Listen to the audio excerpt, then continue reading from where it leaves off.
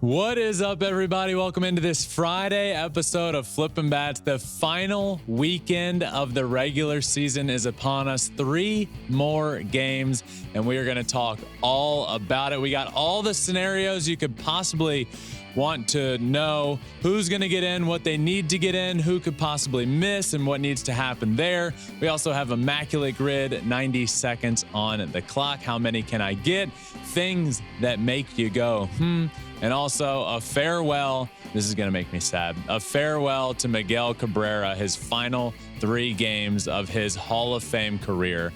We'll talk about him as well. So this one is going to be a lot of fun. It's here, the last weekend of baseball. Let's get to it.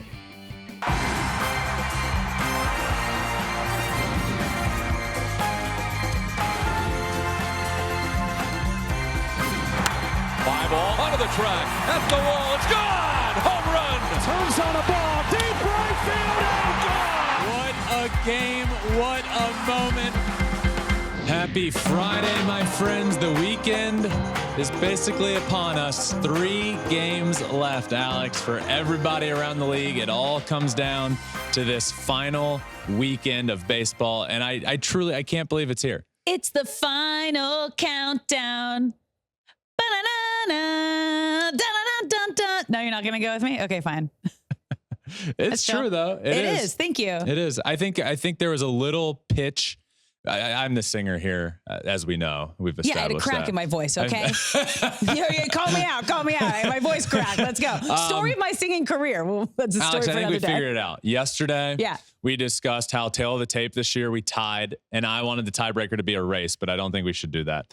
But So- you remember what we did last year? I think I figured out our tiebreaker. So we're not going to wear tiny hands? Well, you're gonna wear them when you I'm lose. gonna wear them anyway because I you're already wearing them. love tiny hands. You remember what we did last year for the playoffs, where we had a draft of teams, Yes. and then if our team won, you get a point throughout the playoffs? Yeah, We I should got do crushed. something like that similar. Okay. But you should pick better teams this time. Yeah, okay, I'm aware. Okay, I didn't think the Dodgers were going to lose in their first round. Yeah, that like, was tough. That was brutal. Okay, they were like my number 1. I thought they were going to go a lot further. Yeah, that was your number 1 pick. I forgot about that. Yeah. Okay, Yeah. I'm into that. So we're not. I'll just keep the tiny hands on today. Just keep them for on. fun. But Alex, we did a lot going on this weekend. Yeah. I think we said yesterday there's like 7 or 8 teams that still don't know heading into the weekend what could possibly happen and where they're going to be and if they're going to make the playoffs or not. So today, what we are going to do is talk about all of the clinching scenarios and how they might happen this weekend. And that has to do with the AL West, the AL wild card, and all the craziness that could ensue in the NL wild card. Important here, though, is we record this Friday episode on Thursday, and we record most of it Thursday afternoon before the game's finish. So for the sake of having every single detail possible, this next segment where we're doing all of this, we're going to tape later in the night after all the games are done. So this is going to sound a little bit different. It's going to look a little bit different, but it's just because we waited for all the games to happen. And it's better for everybody. And it's better for everybody because we wanted to have all the info. And now we will have all the info. So here we go. All the clinching scenarios as we head into this weekend of baseball. All right, we had a lot of things go down Thursday night, and we're going to run through all the different playoff scenarios. But first, we got to give a huge congratulations to the Orioles for winning the AL East. Ben, I don't think that many people had this on their bingo card at the start of the season. I think the thing, at most, I think people had the Orioles maybe getting into the playoffs this year, and this being the year they turned the corner. But I don't think many people had them winning the AL East. And you just, to me, it's the turnaround. Like you said, congratulations to them. They're going to be the number 1 seed in the American League. The 100 wins is what they hit Thursday night.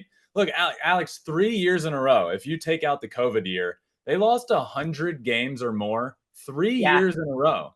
2 years later, and they're at 100 and winning the AL East, a great division.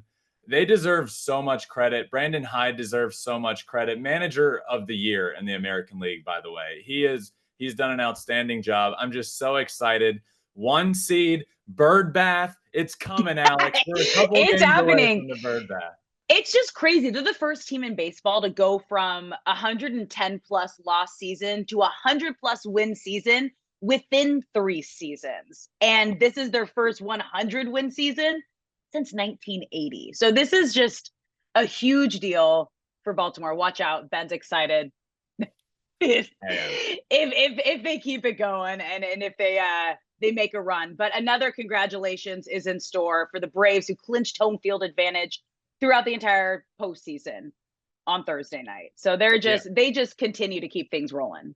Yeah, they're the 1 seed, and they're gonna have the advantage over. If it's a Braves Orioles World Series, the Braves will have home field. They clinched all the way throughout. Look, they're so good. They're so good. And I know we talked a lot about the Cubs yesterday, but they fell apart in that series and didn't end up. They should have won 2 of 3 and walk away with 0 of 3. Yeah. And now their playoff hopes are a lot more difficult. And we're going to talk all about that in a couple of minutes. But yeah, huge congrats to the Braves, number 1 seed all the way throughout. And they're one of the best teams that I can ever remember watching. Now, that's not to say they're not vulnerable, because they have some pitching issues right now heading into the playoffs, especially during the DS when they're going to be without Charlie Morton, and Max Fried is currently dealing with a blister. So what's his situation going to be? We're not exactly sure. But yeah, huge congrats to the Braves. Much deserved. They are so good. They're rolling. But let's talk about the AL West, because it is madness right now. This race is absolutely crazy. And the Mariners, just a huge walk-off win against Texas to take game 1 in this 4-game series. That's ultimately going to decide where each team ends up and who gets into the postseason. Look, the Mariners need to win 3 of 4. If they win 3 of 4, they can put themselves in a really good position to get into the playoffs.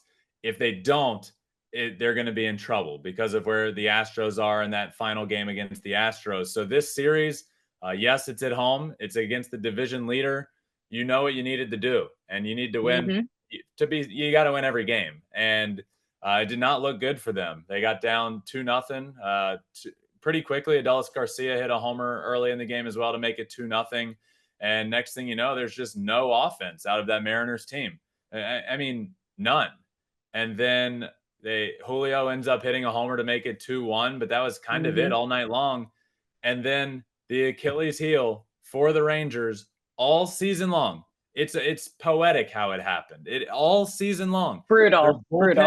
Their bullpen can't come through. And you go to your guy, your big trade acquisition, well ahead of the deadline, and Aroldis Chapman, and the guy can't throw a strike. I mean, he couldn't find the zone anywhere. He was nowhere close. Wild pitches everywhere. So, shout out to Bruce Bochy for understanding the situation and seeing what is close. He used the eye test and said, I got to go get this guy. He doesn't have it. Yeah. Went to the bullpen, got a quick out to a pop up to center, got another out, a pop up to the third baseman, and you thought they're going to win this game. The Rangers this move is going to save the game. And JP Crawford comes through with that walk-off off the wall, scoring 2 runs. Mariners win. Alex, that was makes wild. Things for the Mariners to win. They needed that. It propels the chaos ensues for even longer. If the Mariners had lost that game, it wouldn't have been certain, but the Astros probably would have felt like they would be the 6th seed at minimum, and the Rangers would have officially been in the playoffs and one more win away from officially wrapping up the division. But this just makes the chaos go on even longer into the weekend, and I am here for the chaos. Oh, yeah. No, JP Crawford kept the Mariners season alive in that 9th inning. There is no doubt there. And you could feel that excitement. You could see it on the field. And there's a lot of scenarios here now that happened. Now, the Rangers obviously are still sitting in a good spot. Their magic number is 1. That's all the Rangers need to do. They need to win 1 game to make it into the postseason. The Mariners now, it's a different scenario here, Ben. There's a lot of situations. You want to run through it? Yeah. So like you said, with the Rangers, win 1, you're in. Win 2, you win the division. With the Mariners, it now gets complicated. Instead of being what they would have been 2 games back with 3 to go behind the Astros, but now they're 1 game back behind the Astros with the tiebreaker. So all they need to do is tie the Astros and they get into the playoffs. So if the Mariners go on if the Mariners win 3 of 4 in this series against the Rangers, they will get in. Now, if the Astros win 2 of 3 against the D-backs, they're in no matter what. But that's where it starts getting tricky, because then it depends on what the Mariners do. If the Mariners go on to sweep the Rangers and the Astros win 2 of 3, well, Alex, what do you know? The Astros hold the tiebreaker over the Rangers. So if the Mariners sweep and the Astros win 2 of 3, the Rangers are out of the playoffs altogether. If the Mariners win 3 of 4 and the Astros win 2 of 3, Mariners win the division, Astros get in. If the Astros sweep, okay? If the Astros sweep and the Mariners only win 3 of 4, that's the Astros route to win the division. Okay. So essentially, here's what we need to remember. The Mariners are now 1 game behind the Astros. So they just have to win one more game than the Astros win against the D-backs. If the Astros win 1 against the D-backs, the Mariners have to win 2 more. If the Astros win 2 against the D-backs, the Mariners have to win 3 to top the Astros and would ultimately end up being able to win the division. If the Mariners win all 4, which they with 3 more now, obviously they're great. But it does get tricky. Mariners win. If they just win 1 game and the Astros get swept, they are in. If the Mariners win 2, it does get complicated here. Bear with me. Okay. The Blue Jays also come into play here. Yeah, so I was going to say, there's another team here in the wild card. The Mariners, now the Blue Jays did win Thursday night against the Yankees, so that was huge for them, and they are now in a really good position. But Mariners win 2, Blue Jays lose their last 3 games. Blue Jays are out, Mariners are in. There's a lot of situations here. The important part to remember is Mariners are currently 1 game out of a wild card spot. And if they win 1 more game than the Astros do in this next series, they will be in the playoffs. That's a lot to take in. But a lot can happen. How do you feel after all that information? You got it? I feel like I'm like a cartoon with like all these numbers going above my head, and I'm like trying to keep up with all of it. And it's like just every team, you just got to win. You want to get in the playoffs, you just got to win. That's what it comes down to. I like speaking in magic numbers, okay? And that makes it easy. The magic number is a combination of you winning or the team that you need to lose losing. The Rangers' magic number is 1. The Blue Jays' magic number is 2. The Astros' magic number is 3. Okay, so all of those teams control their own destiny. The Mariners do not control their own. Yes, they need some help, but they also, if they sweep, they're in. So I guess they technically do control their own destiny. It's just a little bit harder. Win. Yeah. Win and you're in. Win and you're in. All right. Let's move to the NL wildcard race, because that's also a little wild, especially with the D-backs loss on Thursday night. Yes. So the D-backs magic number is still 1. It just with the Cubs ended up losing, as I mentioned, again to the Braves. So now the D-backs could have gotten in with a win and a Cubs loss. They got the Cubs loss. They did not win themselves. So they're just 1 game away from getting in. But Alex, here's where it gets really complicated. Okay. Nothing I've said so far has gotten as complicated as what I'm about to tell you. Okay. The Marlins are a really big player in all of this. Yeah. The Marlins and the Mets played Thursday night. The Marlins and the Mets game got suspended in the top of the 9th, and they waited for 4 hours to try and play the game, and it never happened. And eventually at 1 a.m. Eastern time, they decided to call the game. Skip Schumacher, manager for the Marlins, was out there furious and pissed off because he wanted, they took off the tarp at a time. They wanted to play. They didn't end up playing. Well, why does this get so complicated? Well, because the Marlins play tomorrow in a different city against a different team. Now what this means is this game that's already in the top of the 9th is going to have to be played on Monday, the day after the final day of the season, when everybody is off. Now, there is a route in which it doesn't have, if everything's solidified, they obviously won't go play it. But with how tight it is, it's probably going to need to be played. And they're going to have to, they have a lead 2-1. They came back to get a lead there. They're probably going to have to play Sunday against the Pirates and then go back to New York for a Monday game to play for just a couple for more like one outs. inning. They literally play for like one inning. Yes, for one inning. They're going to have to go back and figure it out. So, Alex, we talked about it off the top of the show. We're going to record this after all the games are done. Well, guess what? We didn't do that because one of them's not going to be finished until Monday, and chaos really ensues. That's crazy. So the whole chaos that we've been talking about for a week that we just know is going to happen gets even more chaotic because the Marlins have like 3 more outs to get, but they're not going to be able to get them until Monday. Which is crazy because right now Miami is in that 3rd wild card spot with the Cubs a half a game out looking in. So it is, when you say it's tight, every moment matters and every win matters. This is crazy. Yeah, that's kind of why I said, we presented it in like a joking fashion, but I mean, Seiya Suzuki's error legitimately is one of the biggest errors in Cubs history because of what it meant. I mean, they're in position to win that game, and then we're talking a completely different scenario right now. The Cubs defense just fell apart in the biggest series of the year, and now it gets really complicated because, well, the Marlins' magic number is 2 to get in. If they hold on to their win that will come on Monday night, perhaps it'll go down to 1 in the 1 inning that they have to pick up and replay. Yeah. It's crazy. So the Cubbies, here's the Cubbies route to get in. Okay.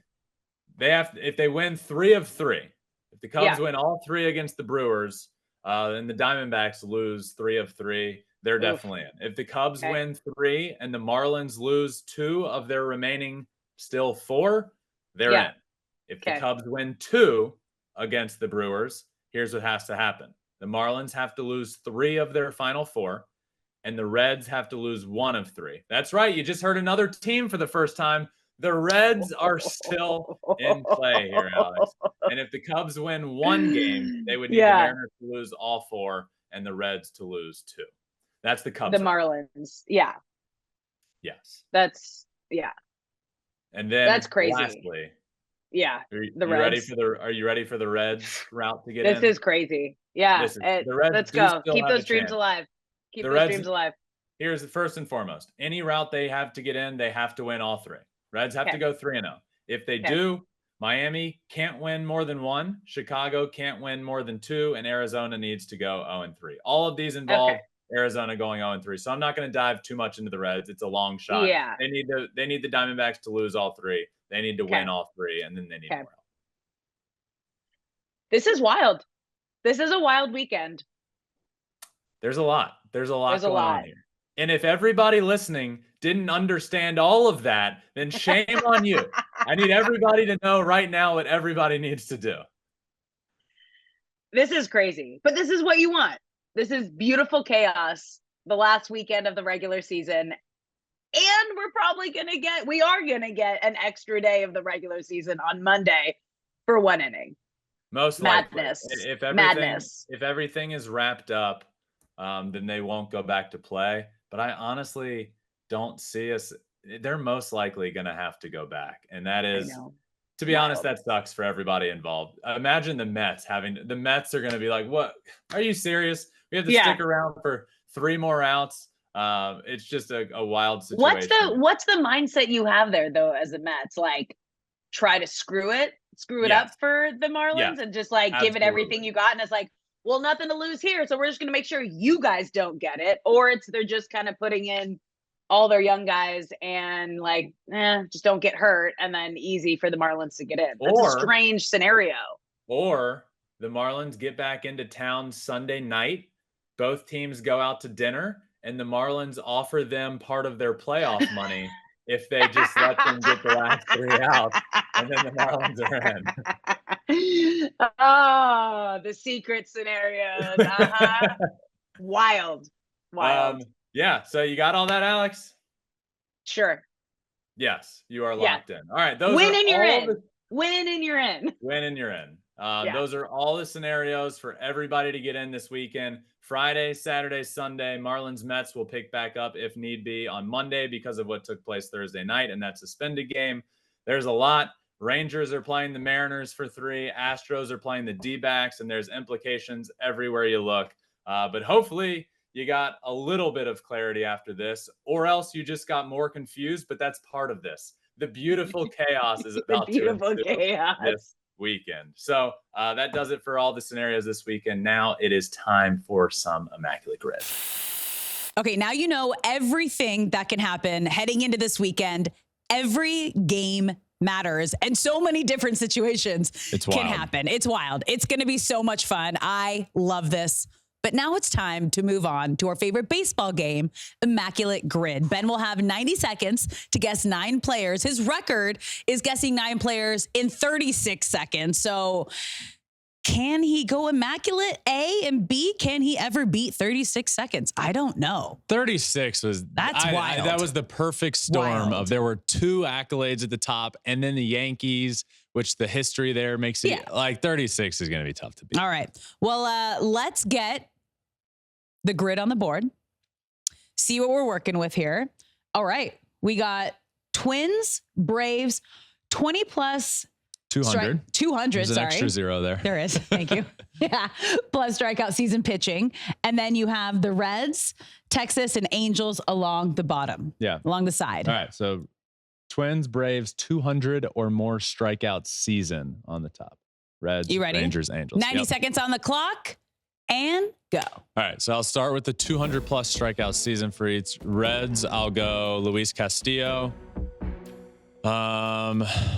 Rangers, Angels.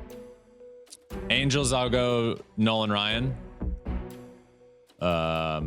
Rangers, I'll go with Yu Darvish. I think Yu Darvish did it. Okay. Yeah. Braves, Reds, Billy Hamilton. Braves, Rangers. Braves, Rangers. Braves, Rangers. Braves, Rangers. Cole Hamels. Braves, Angels. Braves, Angels. Raisel Iglesias.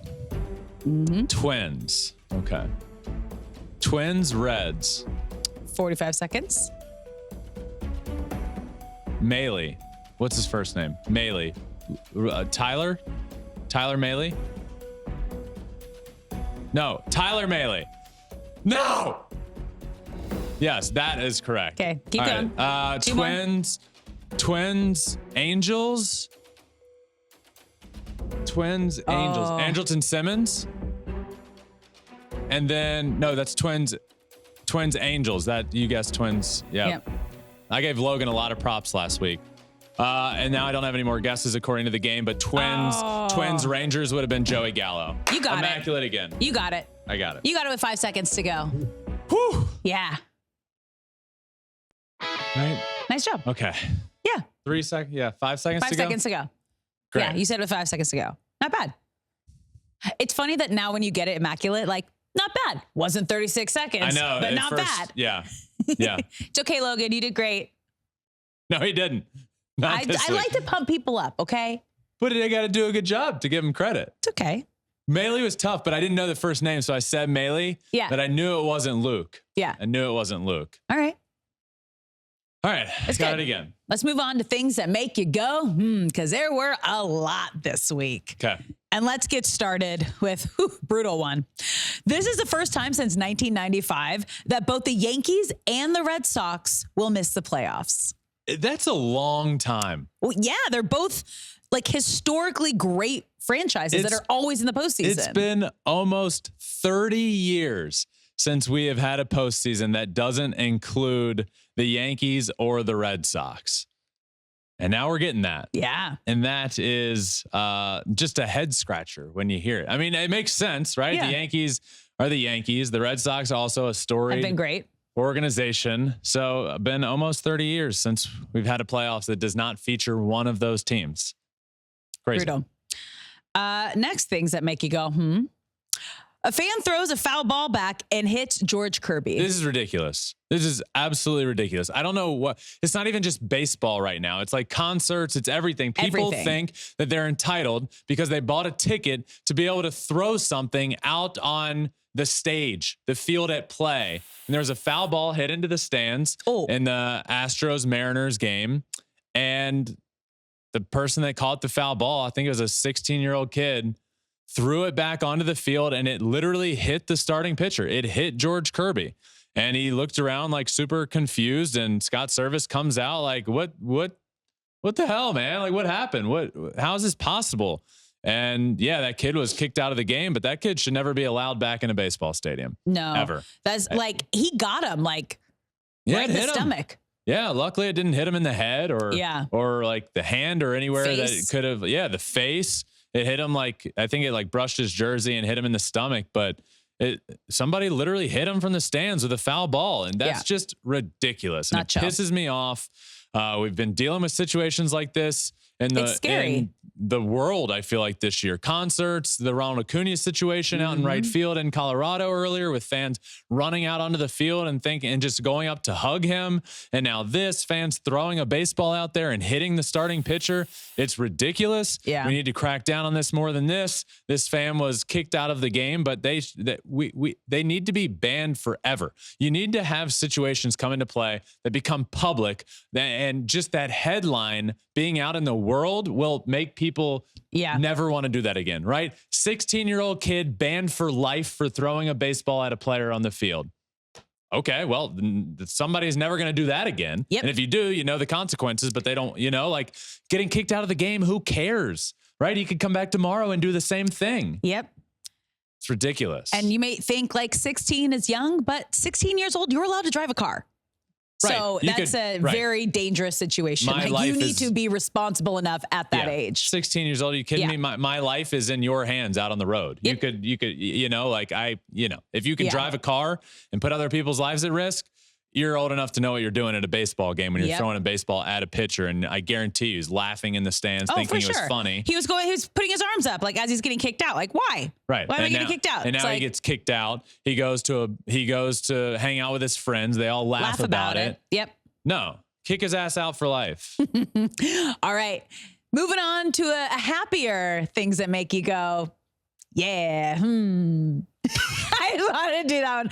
Dancing on My Own is back in Philly, baby. I am a little surprised that they're just running it back with Dancing on My Own. Why not? But I love it. It was one of the highlights of the postseason last year for me, when we were hearing that Philly crowd sing Dancing on My Own, and we go to a bar in Philly and everybody was playing it and everybody was singing it. It's just a feel-good song.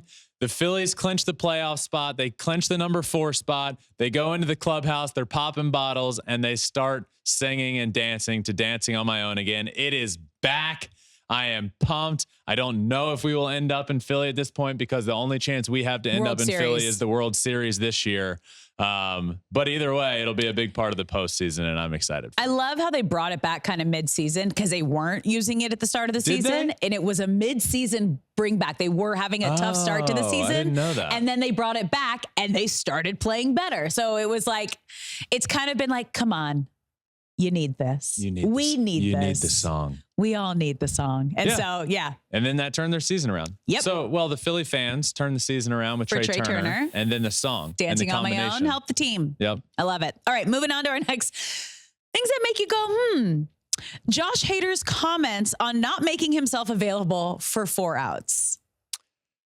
Yeah, Josh Hader. We all know the Padres situation. It was coming into this last week. It was a long shot for them to make the playoffs, but they still had a chance. Yep. Big situation in a game. Josh Hader with 4 outs to go. So 2 outs in the 8th inning. It was a lefty batter, wanted to go to Josh Hader, and he was unavailable for that, and Josh Hader was asked about his thinking behind not making himself available for 4-out save. He said, "It's the situation that we are at."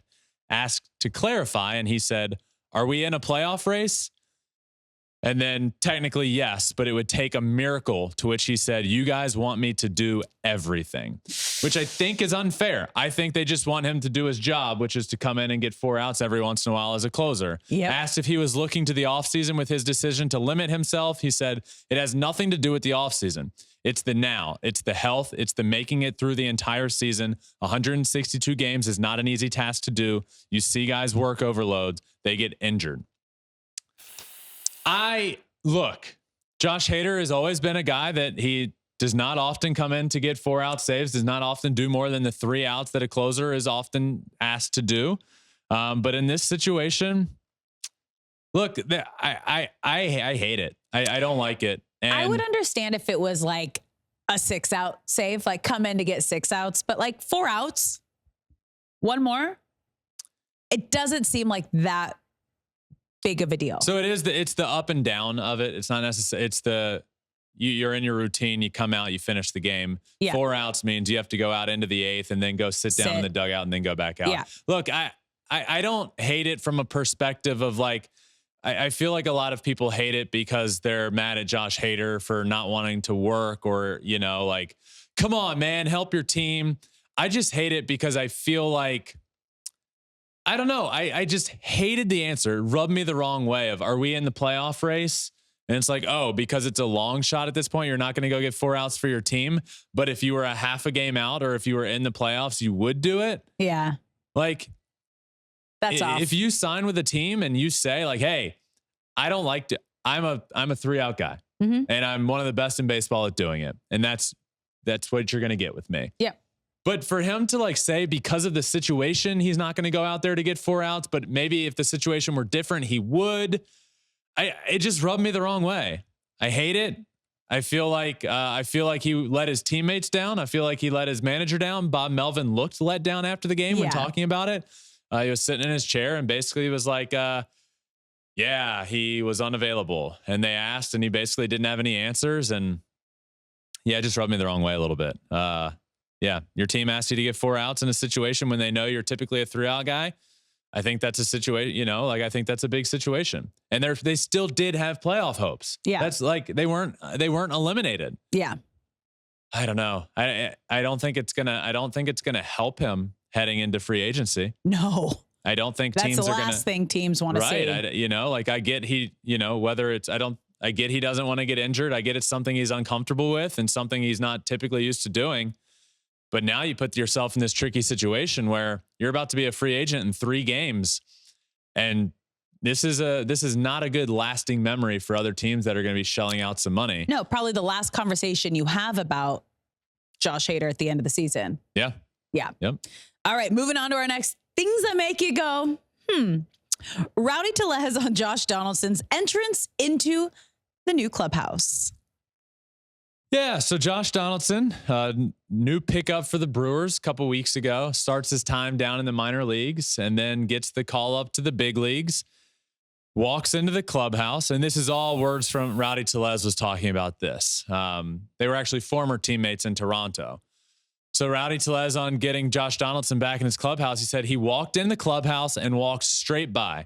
And I said, hey, there were a couple other words after that. I was like, when you walk into a clubhouse, you introduce yourself to new teammates. So Josh Donaldson basically said it, not basically, he said after that, everybody here knows me. Josh Donaldson does not have a good rap with clubhouses and I mean, obviously. And there was no like smiling or joking here.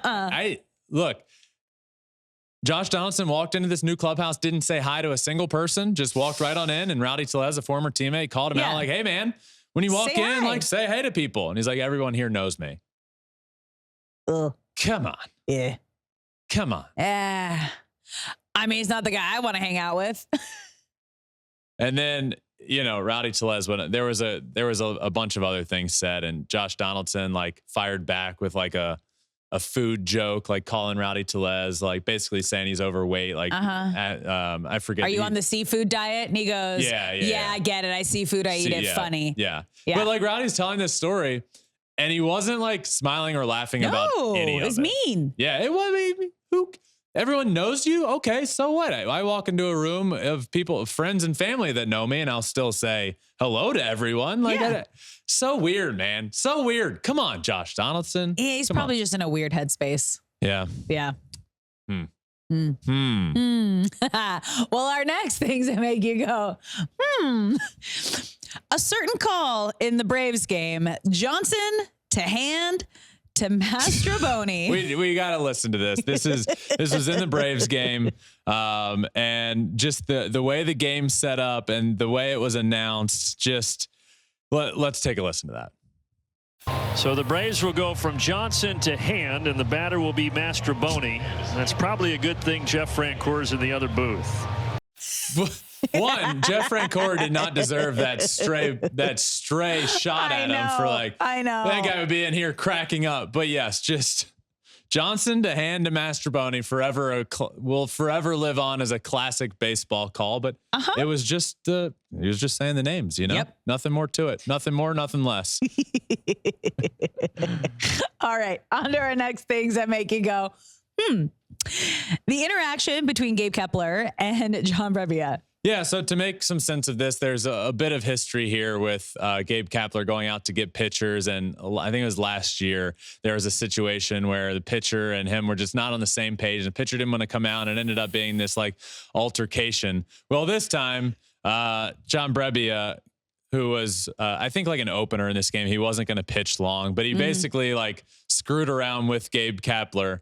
And Cap goes out to get a new pitcher, and Brebbia is on the mound, not allowing him to make the call to the bullpen. He just keeps getting in his way. He keeps holding his arm down so he can't like point to bullpen to get him out, and he keeps like bumping into him. And Kepler's kind of like laughing about it, blocking his arms. And then Brebbia went on to say afterwards that basically his words were, if you know, like your manager comes out, if you just get in his way and keep his arms down, he'll run out of time and he won't be able to take you out of the game. And he's like, I felt good. I felt like I wanted to keep going. And I just made it so he couldn't make the call to the bullpen. And it ends up being just a hysterical video on the mound of them two. And they're both bumping like into, laughing. They're both it's funny. It was it was funny. And in good spirits. Yeah, it was great. Well, our last things that make you go, This is like a WTF moment. A Phillies fan tried to bring an alligator to a game as a service animal. What? Well, that is exactly what happened. What? Yep. Outside the stadium, alligator had it looks like a little service vest on. But a Phillies fan tried to come into the game with what they said was a, quote, service animal. Now, the service animal just so happened to be an alligator, like a full-blown, large adult alligator. And I can't say I've ever seen that before or heard of that. That would kill a child, bite a child, like an adult. Yeah. How is that street legal? I don't even think that's street legal, is it? I don't know. I need answers. But these are the people that ruined being able to have like dogs on planes as like anxiety, like what's the word I'm looking for? Service animal. No, not service animals. Emotional support. Yeah, emotional support. You used to be able to bring dogs on as your emotional support, but you can't anymore because people started bringing like snakes and claiming, "Is my emotional support animal." Well, this guy tries to bring in an alligator to the game, claiming it's a service animal. And if you haven't seen the picture, you need to go. It's like sitting on the guy's foot. It's legitimately a full-sized alligator, and he tried to bring it into a baseball dog walking harness. In a dog walking harness and a leash. That's no. Nope. That's a no for me, dog. I think it's a yes for me. No. I like it. Nope. Why? Why is it a no? Have you seen alligators' mouths and their teeth? Well, and like one, you're gone. I don't need to Arm's gone. No, you just got a serpentine. Nope. Serpentine, you know? Nope. If you run, you serpentine. Nope. But yes, that's what you do. If you're ever faced in a situation where you have an alligator face to face with you, do not turn and run straight. You turn and serpentine. It's true. What's serpentine? Serpentine. Wait, what's serpentine. That mean? What's that mean? Like run like right, at a zigzag? Right, left. Yes, so zigzag. You juke it. You serpentine. That's what you do. Juke. Because they can't turn. They can outrun you. Okay. But they can't turn very fast. So like 10 yards that way, then 10 yards that way, then 10 yards that way. What if they catch you on the back? The back? Then serpentine better. Okay. All right. Now you know. I'm kind of for it. No. I'm kind of for it. No. I like it. Big no. Bring some energy to the stadium. Absolute no. You know what is a yes, though? That. No. One of your favorite players, Miguel Cabrera, having just an incredible farewell homestand. I am not ready for Miguel Cabrera to go. But unfortunately, this is the end of his career. These are the last 3 games, and the Tigers have his number mowed into the grass in the outfield for this weekend. 3 games left. for one of the greatest hitters to ever do it. And it's not just that with Miggy. He's just brought so much fun and energy to the game of baseball. And, you know, we're at a place now in the game where players have a lot of fun and players do these things. And Miggy was really one of the first ahead of the curve there with just like playing around with the opponents, having a lot of fun. And he's a guy growing up that, you know, when my brother was in the Tigers locker room at 21, 22 years, you know, 22, 23. And at that time I'm 13, 14 years old. So I go into a clubhouse, I get to meet Miguel Cabrera, who's a legend, and he's super welcoming and was always talk to me about hitting, and we got to hit in a cage together, and he would answer all my questions. And then we got to become teammates in the Tigers organization and in spring training. And he's just, without probably knowing it, meant a lot to me in my life, just from like big life moments that I've had watching the Tigers through those really good years and watching him win a Triple Crown and watching him blossom into one of the greatest baseball players we've ever seen and one of the greatest baseball players I've ever seen with my own two eyes. And to get 500 homers and to break all of these records and last player to win a Triple Crown.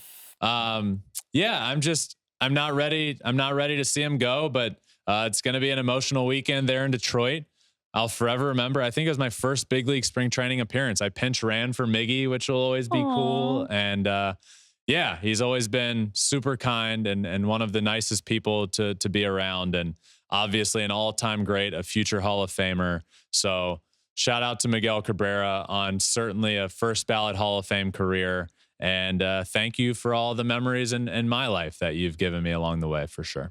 And I love that the fans and Miggy got to celebrate at least one more home run during this final homestand. He just hit a homer. It was so cool. Yeah. So it is going to be emotional for sure. But you know, it hasn't been the same for Miggy for the past couple of years. It's definitely slowed down a bit. The hitting's not exactly there, but he's still producing. He's still out there, you know, hitting a homer the other day, which could be, that was homer number 511 and could be the final home run of the career of Miguel Cabrera, one of the greatest to ever do it.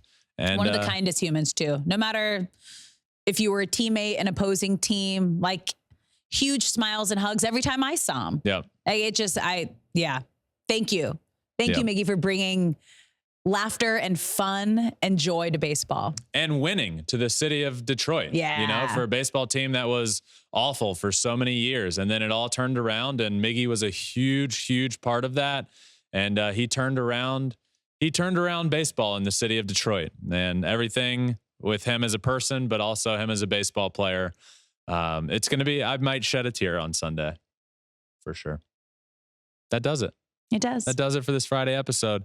Crazy baseball weekend. There is a lot happening this weekend, and it all starts tonight, Friday night, the final 3 games of the year. Everybody plays at the same time on Sunday, so everything's happening at the same time. You heard it here today. You know all the clinching situations. You know who needs what. You know what needs to happen. Everything is settled. The stage is set, and it all happens starting tonight. So make sure you're tuned in. Tomorrow will be Saturday with Smoltz. Also Wednesday, if you haven't listened, was with Nicky Lopez, legend for the Atlanta Braves. Well, became like a hero in Atlanta when he was traded there and then had the game he did. And we talked all about the Braves. Go listen to that. John Smoltz tomorrow, looking forward to the playoffs with him. And then we all know what happens Sunday, final games of the year. And then we will be back Monday to discuss it all and discuss the playoffs. This is going to be a crazy weekend. Everybody enjoy it. That does it for this Friday episode. Thank you all for listening. Make sure you're subscribed and ready so you don't miss a single thing wherever you listen to your podcast, Flippin Bats Pod there. We're also on all social media, including YouTube, where you can watch every single thing we do at Flippin Bats Pod. But that does it for this Friday episode. Until Saturday with Smoltz tomorrow, enjoy the weekend, everybody. Peace.